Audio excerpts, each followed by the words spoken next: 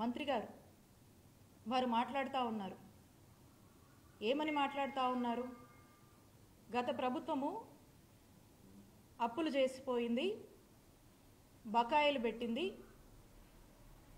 మాకు బాధలు ఉన్నాయి, కష్టంగా ఉందని చెప్పి వారు మాటలు చెప్తా ఉన్నారు. నేను చెప్తా ఉన్నాను,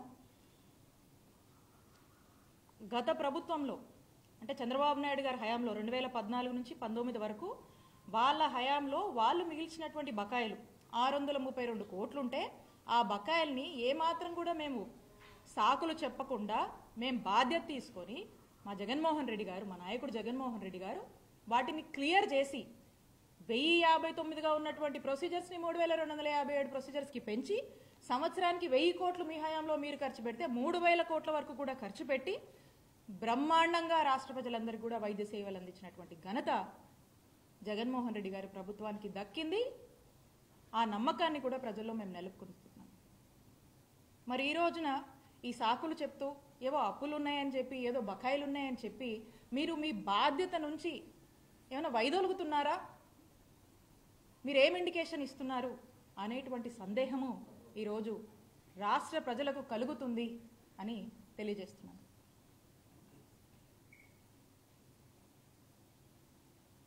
ఈ రోజున మీరు చూసినట్టయితే మేము అంటే మొన్న జనవరి వరకు కూడా ఏవైతే పెండింగ్ బిల్స్ ఉన్నాయో ఆరోగ్యశ్రీలో ఆ బిల్స్ అన్నీ కూడా క్లియర్ చేసి, జనవరి వరకు ఉన్నటువంటి పెండింగ్ బిల్స్ మేము క్లియర్ చేసి, ఆ తర్వాత మళ్ళా ఏదన్నా కొత్త బిల్స్ అరైజ్ అయితే అవన్నీ కూడా టెక్నికాలిటీస్ అంటే లైక్ అవన్నీ అప్లోడ్ చేసి మళ్ళీ మా వరకు వచ్చి మళ్ళీ పేమెంట్కి అనేది ఇదంతా కూడా ఒక రికరింగ్ ప్రాసెస్, కంటిన్యూస్గా వస్తూ ఉంటే ఇదంతా ఒక రికరింగ్ సైకిల్ అనమాట ఇది. సో మా వరకు జనవరి వరకు ఉన్నవి కూడా మా జగనన్న ప్రభుత్వం క్లియర్ చేసి, ఆ తర్వాత ఫిబ్రవరి మార్చ్ ఏదైతే ఉందో అప్పటికి వచ్చినటువంటి అప్లోడ్ అయ్యి వచ్చినటువంటి మా దృష్టికి వచ్చినటువంటి ఏవైతే ఉన్నాయో అప్పటికి వచ్చేసరికి మార్చ్లో ఎన్నికల కోడ్ వచ్చింది. కోడ్ వస్తే మీకు తెలుసు. ఆ కోడ్ వచ్చిన తర్వాత ఇక ఎన్నికలు అన్ఫార్చునేట్లీ మేము అధికారంలోకి రాలేకపోయాం, ఆ విషయం మీకు తెలుసు. సో ఇంకా అప్పటి నుంచి ఉన్నటువంటి ఏవైతే బిల్స్ ఉన్నాయో ఆ బిల్స్ ఇప్పుడు కొత్తగా కూటమి ప్రభుత్వం ఏర్పడిన తర్వాత ఆ బిల్స్ని క్లియర్ చేసి మరి ఎక్కడా కూడా ఇంటరప్షన్ లేకుండా వైద్య సేవలు అందించాల్సినటువంటి బాధ్యత ఈ ప్రభుత్వం మీద ఉందని గుర్తు చేస్తూ ఉన్నాము. ఏదో లెక్కలు చెప్పి అప్పులని, ఆదాయాలని, బకాయిలని సాకులు చెప్పి మీకు రెస్పాన్సిబిలిటీ నుంచి మీరు ఏమైనా తప్పించుకునేటువంటి ప్రయత్నం చేస్తున్నారా? ఆరోగ్యశ్రీ సంబంధించి వాటి యొక్క బిల్స్కి సంబంధించి ఈ సాకులు చెప్పి మీరు ప్రజల్ని ఏమన్నా ఒక ఆందోళన పరిస్థితిలో ఉంచేటువంటి ఒక ప్రయత్నం చేస్తున్నారా? లేకపోతే ఏంటి మీరు చెప్పాలనుకుంటుంది? ఈ బిల్స్ పట్ల మీ స్టాండ్ ఏంటి? ఈ బిల్స్ అనేది మీ బాధ్యత, ఇది కంటిన్యూస్ రికరింగ్ సైకిల్ అని చెప్పి మీకు గుర్తు చేస్తా ఉన్నాం. అలాగే ఇక స్థానిక ఎంపీ గారు, యూనియన్ మినిస్టర్ గారు మొన్న వారు మాట్లాడుతూ ఉన్నారు. ఏమని మాట్లాడుతూ ఉన్నారు? ఆరోగ్యశ్రీకి డబ్బులు లేవని, పేషెంట్లకు వైద్యం అందించలేమని, నెట్వర్క్ హాస్పిటల్ డబ్బులు ఇవ్వలేమని, అందరూ ఆయుష్మాన్ కార్డులు, ఆయుష్మాన్ భారత్ కార్డులు తీసుకోవాలని చెప్పి వారు మాట్లాడుతూ ఉన్నారు. అసలు ఇక్కడ నాకు ఒక అనుమానం అనిపిస్తూ ఉంది. కూటమి ప్రభుత్వంలోని ముఖ్యమంత్రి చంద్రబాబు నాయుడు గారు ఏమైనా వారి మనస్సులో ఉన్నటువంటి మాటల్ని మరి ఈ మంత్రుల ద్వారా ఏమన్నా ఎక్స్ప్రెస్ చేయిస్తున్నారా అనేటువంటి అనుమానం కూడా మాకు కలుగుతూ ఉంది. ఏమని? హెల్త్ వాళ్ళకంత ప్రయారిటీ కాదని, మరి ఆరోగ్యశ్రీని ఏమైనా వైండప్ చేస్తున్నారనేటువంటి ఒక అనుమానం కూడా మనకు కలుగుతూ ఉంది. ఆయుష్మాన్ భారత్ కార్డ్స్ వాళ్ళకున్నటువంటి టెక్నికాలిటీస్ కావచ్చు, వాళ్ళు మనకు ఇస్తున్నటువంటి దీని ప్రకారం మనం చూస్తున్నట్టయితే 60 లక్షల మంది కుటుంబాలకు ఆయుష్మాన్ భారత్ కార్డు వర్తిస్తుంది మన రాష్ట్రంలో. ఆరోగ్యశ్రీ మీరు చూసినట్టయితే ఆరోగ్యశ్రీలో 1,42,00,000 కుటుంబాలకు ఈరోజు ఆరోగ్యశ్రీ మన రాష్ట్రంలో వర్తిస్తుంది. అంటే 90% of the families in the state of ఆంధ్రప్రదేశ్కి ఆరోగ్యశ్రీ అనేది వర్తిస్తుంది. మరి 60 లక్షల మందికే వర్తించేటువంటి ఆయుష్మాన్ భారత్ కార్డ్స్ని అందరూ తీసుకోవాలి, దాన్నే వాడుకోవాలంటే 60 లక్షల మందికే వర్తించేటువంటి ఈ ఆయుష్మాన్ భారత్ కార్డ్స్ మరి మిగతా వాళ్ళ పరిస్థితి ఏంటి? మిగతా వాళ్ళ పరిస్థితి ఏంటి? వాళ్ళకి ఏమైనా సమస్య వస్తే ఎక్కడికి పోవాలి? వాళ్ళకి ఏం వర్తించాలి అప్పుడు? అలాగే ఆరోగ్యశ్రీలో మనము 3257 ప్రొసీజర్స్కి మనం కవర్ చేస్తాం ఆరోగ్యశ్రీలో. మరి ఆయుష్మాన్ భారత్ 1900 చిల్లర, 1949 అంటే 2000 కన్నా తక్కువ ప్రొసీజర్స్ ఉన్నటువంటి ఆయుష్మాన్ భారత్ని మీరు వాడుకోండి అని చెప్తా ఉన్నారు. మరి ఈ 3257 ప్రొసీజర్స్ మనం ఆరోగ్యశ్రీలో కవర్ చేస్తున్నటువంటి ఈ మిగతా ప్రొసీజర్స్ అంటే ఈ 2000కు పైగా ఉన్నటువంటి మన దగ్గర ఉన్నటువంటి ఆరోగ్యశ్రీలో ఉన్నటువంటి 3257 ప్రొసీజర్స్లో ఉన్నటువంటి ప్రొసీజర్ ఏదన్నా ఈ రాష్ట్ర ప్రజలకు అవసరం అయితే ఎక్కడికి పోవాలి? ఎవరు బాధ్యత తీసుకుంటారు? ఎవరు బాధ్యత వహించాలి? అలానే ఆరోగ్యశ్రీ పరిధి 5 లక్షలు ఉన్నటువంటి ఆరోగ్యశ్రీ పరిధిని మా ముఖ్యమంత్రి గారు ఏ పేదవాడికి ఈ రాష్ట్రంలో భారం అవ్వకూడదు, ఎవ్వరికి కూడా అవుట్ ఆఫ్ పాకెట్ ఎక్స్పెండిచర్ అవ్వకూడదు అని చెప్పి ఒక ముందు చూపుతో ఒక గొప్ప ఆలోచన చేసి ఆ కుటుంబంలో ఆ పేదవాడికి ఆ కష్టం వస్తే నాది బాధ్యత అని చెప్పి జగన్మోహన్ రెడ్డి గారు ఆ బాధ్యత తీసుకొని 5 లక్షలు ఉన్నటువంటి పరిధిని 25 లక్షల వరకు కూడా పెంచినటువంటి ఘనత జగన్మోహన్ రెడ్డి గారి ప్రభుత్వానికి దక్కింది. దాన్ని మేము అమలు చేశాం. మరి ఈ రోజున ఆయుష్మాన్ భారత్ మీరు చూసినట్టయితే 5 లక్షల వరకే ఇస్తుంది లిమిట్. మరి ఏదైనా ఒక ప్రజలకి ఆ ప్రొసీజర్కి లిమిట్ ఎక్సీడ్ అయితే 5 లక్షల కన్నా మించి ఎక్సీడ్ అయితే ఎక్కడికి పోవాలి? ఎవరిని అడగాలి? ఎవరు బాధ్యత తీసుకుంటారు?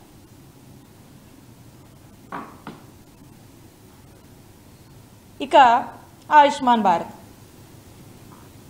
సంవత్సరానికి ఆయుష్మాన్ భారత్లో ఎంత ఇస్తారు? బడ్జెట్ సుమారు 300 కోట్లు సంవత్సరానికి ఇస్తారు. ఆరోగ్యశ్రీ బడ్జెట్ ఎంత సంవత్సరానికి? ఎంత ఖర్చు చేస్తాం మనము? 3000 కోట్లు ఖర్చు చేస్తాం.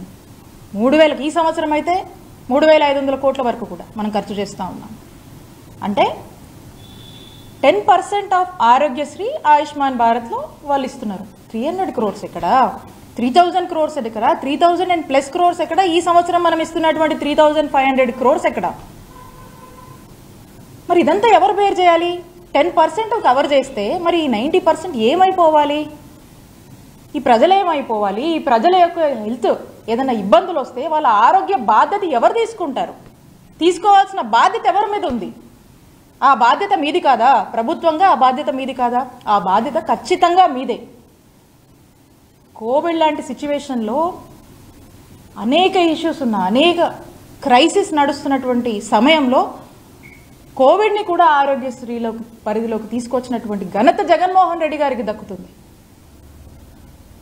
దేశమంతా కూడా ఈ పాండమిక్ వల్ల అనేక ఇబ్బందులు పడుతున్నప్పుడు కూడా మన రాష్ట్రంలోని ప్రజల్ని కంటికి రెప్పలా కాపాడుకున్నటువంటి నాయకత్వం వహించినటువంటి నాయకుడిగా జగన్మోహన్ రెడ్డి గారికి ఈ రాష్ట్ర ప్రజల్లో ఆ యొక్క గుర్తింపు ఉంది. ఈ రోజున మరి ఈ విధంగా మీరు మాట్లాడుతూ ఉన్నారు. అలాగే ఆరోగ్య ఆసరా ఇది ఎవరికైనా ఆరోగ్యశ్రీలో ఉన్నటువంటి ఆ ప్రొసీజర్స్లో ఒక సర్జరీ అయినాక వాళ్ళు రికవరీ పీరియడ్ అని ఉంటుంది. ఆ రికవరీ పీరియడ్లో వాళ్ళ ఇంట్లో ఉంటే వాళ్ళ పనులు చేసుకోలేరు కాబట్టి వాళ్ళంతా కూడా వాళ్ళు పని చేసుకుంటేనే వాళ్ళ జీవితం గడిచేటువంటి జీవన విధానం ఉంటుంది. కాబట్టి ఆ లేవలేనటువంటి పరిస్థితుల్లో ప్రభుత్వము ఫినాన్షియల్ అసిస్టెన్స్గా ఆరోగ్య ఆసరా అని చెప్పేసి 225 రూపాయల నుంచి per day up to doctor recommendation మేరకు మరి 5000 వరకు కూడా ఒక నెలకి ఈ అమౌంట్ని ఫినాన్షియల్ అసిస్టెన్స్గా వాళ్ళకు వేజ్ లాస్ కాకుండా మనం ఇస్తూ ఉన్నాం. ఇది ఆరోగ్యశ్రీ ఉంటేనే వర్తిస్తుంది. దీనికి మనం సంవత్సరానికి 300 కోట్ల చొప్పున ఖర్చు చేస్తూ ఉన్నాం. మరి ఇది ఆరోగ్యశ్రీ ఉంటేనే ఇది వర్తిస్తుంది. మరి ఆరోగ్య ఆసరాన్ని ఏం చేద్దాం అనుకుంటున్నారు? ఆరోగ్య ఆసరా మీద మీ స్టాండ్ ఏంటి? ఈ మొత్తం చూస్తూ ఉంటే అందుకనే అనిపిస్తూ ఉంది. నేను అంటుంది కాదు, ఏదో రాజకీయం కోసం నేను అంటుంది కాదు.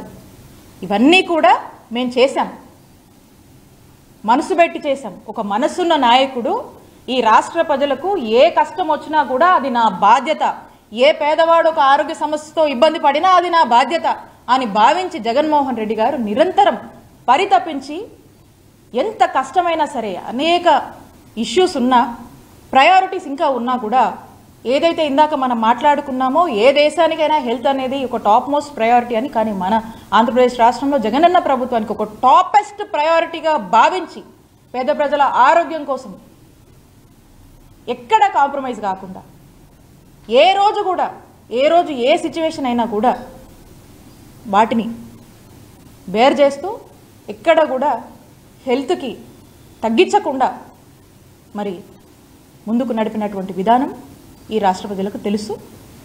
కాబట్టి నేను అడుగుతా ఉన్నాను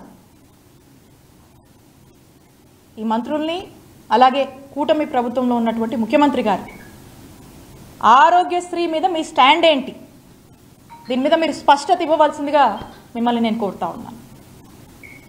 అలాగే రీసెంట్గా చూస్తూ ఉన్నాము, మరి మంత్రి గారు మెడికల్ కాలేజ్ గురించి మాట్లాడుతూ ఉన్నారు. ఈ రాష్ట్రంలో వైద్య విద్యని పెంపొందించాలని, క్యూరేటివ్ కేర్ని స్ట్రెంథెన్ చేయాలి, టెరిషరీ కేర్ని ఇంకా కూడా స్ట్రెంథెన్ చేయాలి.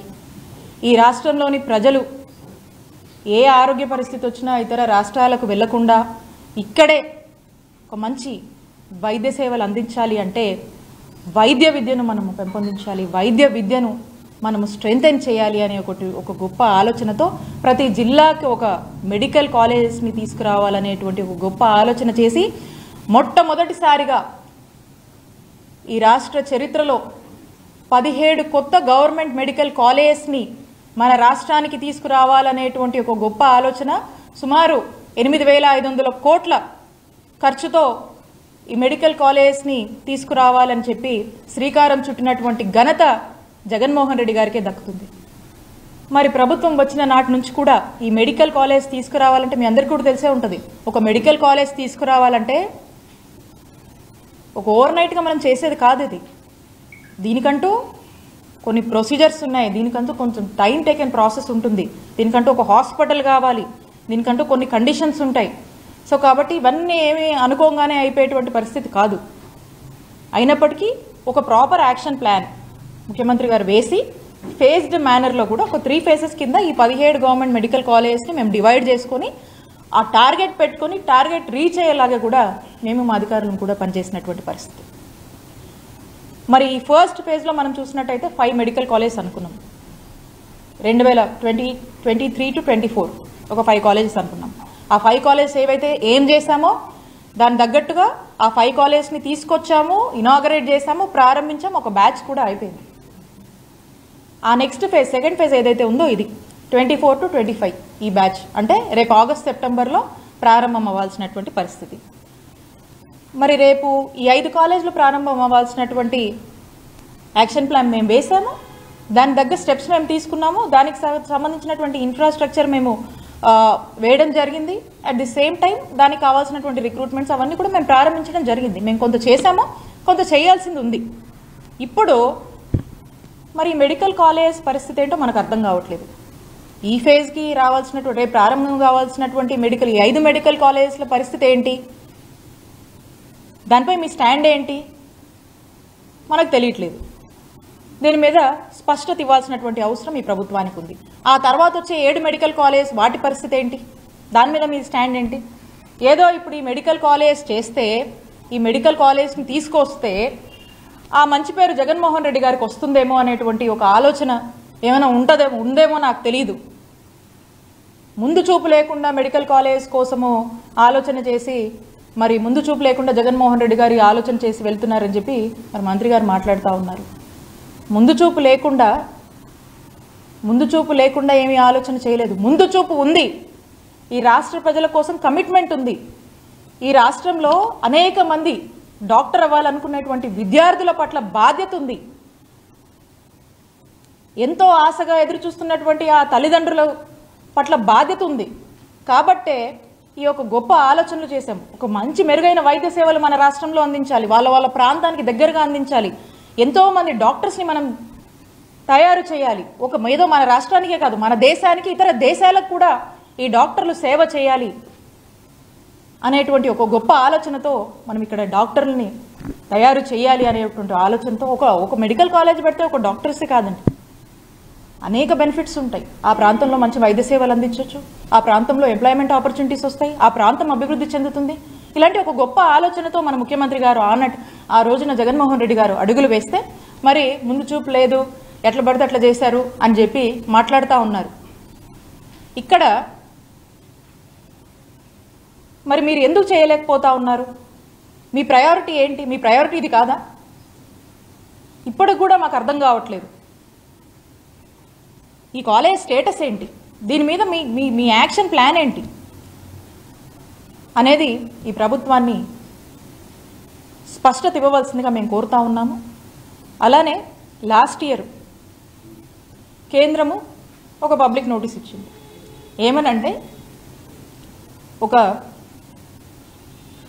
ఒక లిమిట్ అనేది ఒక 10 లక్షల జనాభాకి ఒక 100 సీట్లే ఉండాలి అని చెప్పి ఒక నోటీస్ ఇచ్చింది. ఆ నోటీస్ ఇచ్చినప్పుడు అప్పటికే మనము ఈ మెడికల్ కాలేజ్ గురించి మనం ప్రభుత్వంలోకి వచ్చినప్పటి నాటి నుంచి ఆలోచన చేసి దీనికంటూ కొంత ఇన్ఫ్రాస్ట్రక్చర్ లేచేసి దీనికి సంబంధించినటువంటి పనులన్నీ కూడా మనం ప్రారంభించున్నాము. మరి లాస్ట్ ఇయర్ ఈ నోటీస్ వచ్చినప్పుడు మా ముఖ్యమంత్రి గారు జగన్మోహన్ రెడ్డి గారి ఆదేశాల మేరకు వెళ్ళి కేంద్ర మంత్రిని కలిసి మా స్టేట్ పరిస్థితి, మా స్టేట్లో మేము పలానా ఆలోచన చేసి 17 మెడికల్ కాలేజ్ని తీసుకురావాలి, ప్రభుత్వ మెడికల్ కాలేజ్ తీసుకురావాలని ఒక ఆలోచన చేశాము, దీనికి సర్టెన్ ఇన్ఫ్రాస్ట్రక్చర్ కూడా లేచేసి ఇంత మేము ఇచ్చేసాము అని చెప్పి మన స్టేట్ నీడ్స్ ఎక్స్ప్రెస్ చేస్తే అప్పట్లో ఉన్నటువంటి యూనియన్ మినిస్టర్ మన్సుఖ్ మాండవ్య గారు వెంబటే స్పందించి మన స్టేట్ యొక్క నీడ్స్ని గుర్తించి మనకు సపోర్టివ్గా ఉండేందుకు ఇమీడియట్గా కూడా ఒక 1 ఇయర్ పాటు ఆ కండిషన్ని రిలాక్సేషన్ ఇచ్చారు. ఆ రిలాక్సేషన్ ఇచ్చిన నాటికి ఆల్రెడీ మనం ఒక బ్యాచ్ కూడా మనది స్టార్ట్ అయిపోయింది. అంటే 5 కాలేజెస్ మనం ప్రారంభించాం, స్టార్ట్ అయిపోయింది. ఈ నెక్స్ట్ కాలేజ్ కోసం మనం రిలాక్సేషన్ కూడా తెచ్చుకున్నాం. అండ్ దీనికి సంబంధించి కొంత హార్డ్ వర్క్ మనం చేస్తున్నాము. సో కాబట్టి ఇంకా ఎందుకు ముందుకు వెళ్ళట్లేదు? ఎక్కడ డిలే ఉంది? ఎక్కడ ప్రాబ్లం వచ్చింది? దాన్ని ఇమీడియట్గా కంప్లీట్ చేయాల్సినటువంటి బాధ్యత మీ మీద ఉందని గుర్తు చేస్తున్నాం. ఎంతోమంది ఆశగా విద్యార్థులు, తల్లిదండ్రులు ఎదురు చూస్తూ ఉన్నారు. సో కాబట్టి వాళ్ళందరికీ కూడా ఈరోజు మనం సమాధానం ఇవ్వాల్సినటువంటి బాధ్యత ప్రభుత్వంగా మీ మీద ఉందని చెప్పి గుర్తు చేస్తూ మీ అందరినీ కూడా మేము ఒకటే, ఈ ప్రభుత్వాన్ని ఒక సరైన స్పష్టత ఈ మెడికల్ కాలేజ్ మీద ఇవ్వమని మేము రిక్వెస్ట్ చేస్తూ ఉన్నాం. అలాగే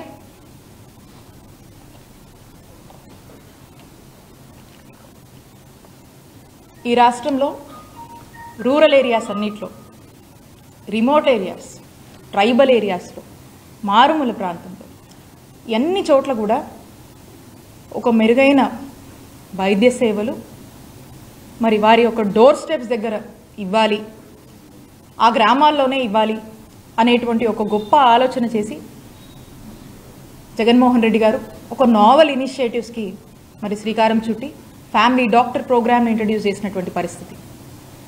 ఎంత గొప్పగా ఈ పథకము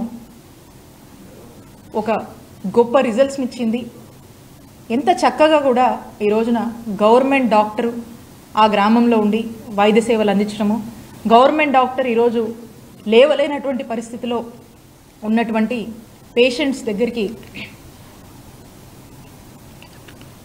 వెళ్ళి వైద్య సేవలు ఇచ్చేటువంటి ఒక గొప్ప కార్యక్రమం ఉచితంగా. మరి ఇలాంటి ఒక గొప్ప కార్యక్రమాన్ని మేము అధికారంలో ఉండగా తీసుకొచ్చాము.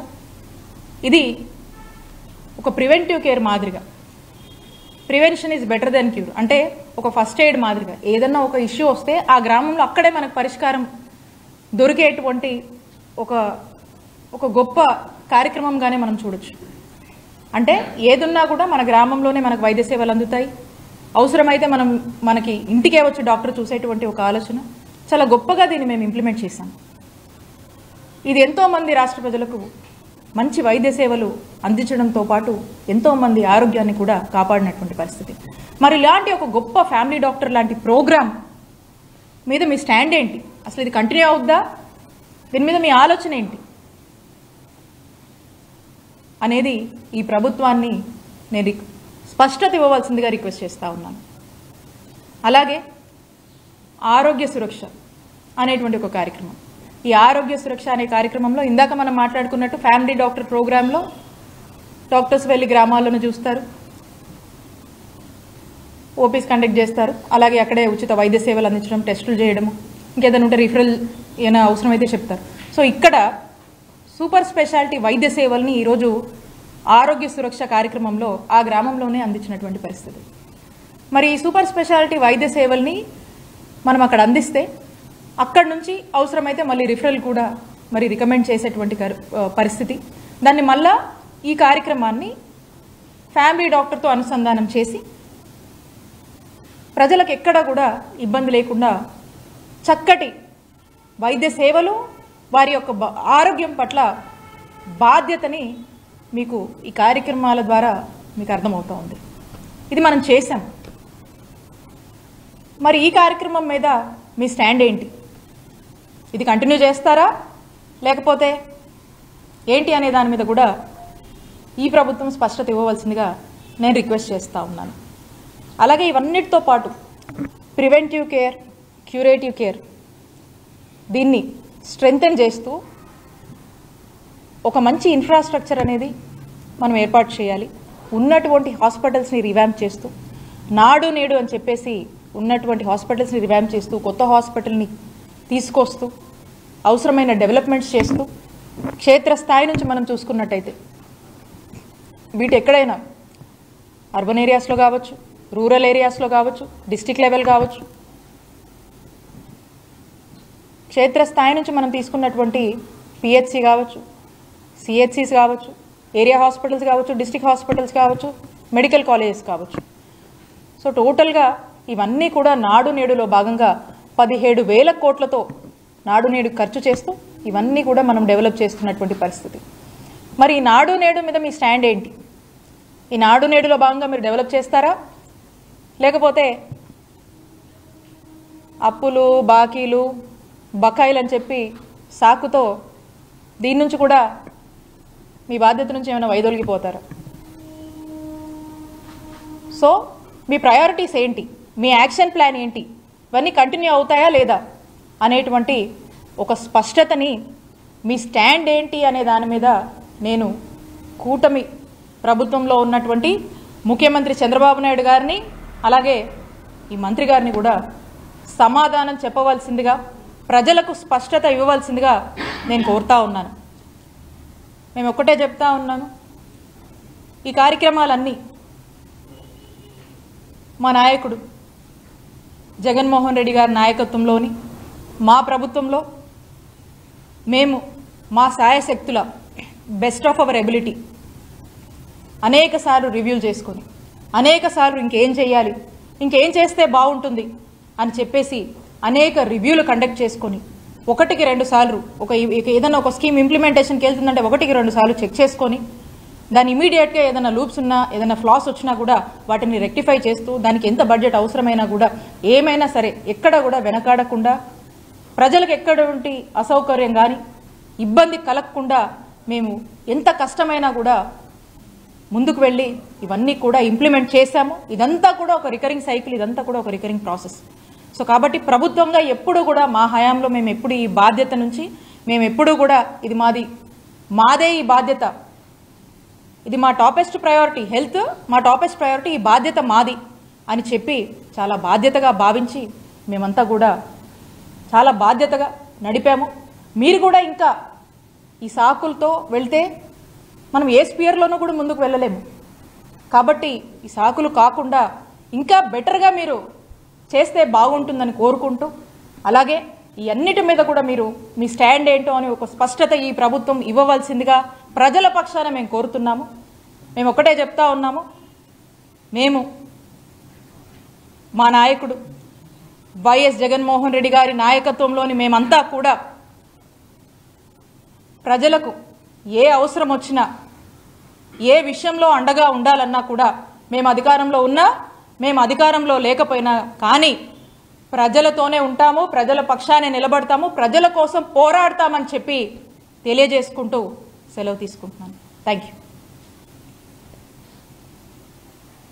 మీరు ఇన్ఫ్రాస్ట్రక్చర్ అనేది సరిగా ఏర్పాటు చేయకపోవడం వల్లే ఈ రోజు అడ్మిషన్స్ చేయడానికి ఎన్ఎంసీ పర్మిషన్ ఇవ్వలేదు అనేది మంత్రి గారు చెప్తా ఉన్నారు. అలాగే టీచింగ్ ఫ్యాకల్టీ కూడా తగినంతగా మెడికల్ కాలేజీలో లేవు కాబట్టి ఇప్పుడు అడ్మిషన్స్ విషయంలో అయితే మాత్రం ఎన్ఎంసీ పర్మిషన్ ఇచ్చే విధంగా లేదు అనేది మంత్రి గారు చెప్తా ఉన్నారు. దీని మీద మీరు అంటారు? నేను ఇందాక నా మాటల్లో కూడా మీకు స్పష్టంగా చెప్పాను. మేము కొంత ఈ మెడికల్ కాలేజ్ కోసము కొంత యాక్టివిటీ చేశాము. మా యాక్షన్ ప్లాన్లో భాగంగా ఏదైతే ఫేజ్ 2కు సంబంధించినటువంటి మెడికల్ కాలేజ్ ఉన్నా దానికి సంబంధించినటువంటి కొంత రిక్రూట్మెంట్ మేము ఉండగానే కంప్లీట్ చేశాము. కొంత ఇన్ఫ్రాస్ట్రక్చర్ మేము డెవలప్ చేశాము. ఇప్పుడు ఇంకా కొంత చేయాల్సింది ఉంది. ఆ చేయాల్సిన దాని మీద ఏమైంది, దాని మీద మీ యాక్షన్ ప్లాన్ ఏంటి, ఈ పాటికి అయిపోయి ఉండాల్సింది. మరి దానికి గల కారణాలు ఏంటి, దాని మీద మీ స్టాండ్ ఏంటి, అసలు మెడికల్ కాలేజ్ మీద మీ స్టాండ్ ఏంటనే ఒక స్పష్టత ఇవ్వవలసిందిగా మేము కోరుతా ఉన్నాము. 0 వేకెన్సీ పాలసీ పెట్టుకుని దేశానికి ఆదర్శంగా రిక్రూట్మెంట్స్ చేసినటువంటి ఘనత జగనన్న ప్రభుత్వానికి దక్కింది. మిగతా స్టేట్స్లో వాళ్ళు కూడా ఇంత పెద్ద ఎత్తున మీరు రిక్రూట్మెంట్స్ ఎలా చేశారు అని చెప్పి మన స్టేట్కి వచ్చి అందరూ కూడా కొన్ని టీమ్స్గా వచ్చి మమ్మల్ని కూడా కలిసి మరి చాలామంది ఒక రీసెర్చ్ మాదిరిగా కూడా వచ్చి తెలుసుకొని పోయినటువంటి పరిస్థితి. ఒక పద్ధతి కాదు, 2 పద్ధతులు కాదు, దాదాపు 11 నుంచి 13 రకాలటువంటి మాడ్యూల్స్ని మేము ఫిక్స్ చేసుకొని ఎంచుకొని రకరకాల మోడల్స్లో మేమంతా కూడా ట్రై చేసి ఈ రిక్రూట్మెంట్స్ని చాలా చక్కగా చాలా పెద్ద ఎత్తున కూడా ఈ రిక్రూట్మెంట్స్ చేసినటువంటి ఘనత జగనన్న ప్రభుత్వానికి దక్కిందని నేను గర్వంగా చెప్తాను. అండ్ మీరు అన్నట్టు మెడికల్ కాలేజ్ సంబంధించింది కూడా మేము ఆల్రెడీ చేశాము. ఇప్పుడు ఏమైతుంది, ఈ ల్యాగ్ ఏంటి, ఈ సంవత్సరం ఈ 5 మెడికల్ కాలేజ్ అందుబాటులో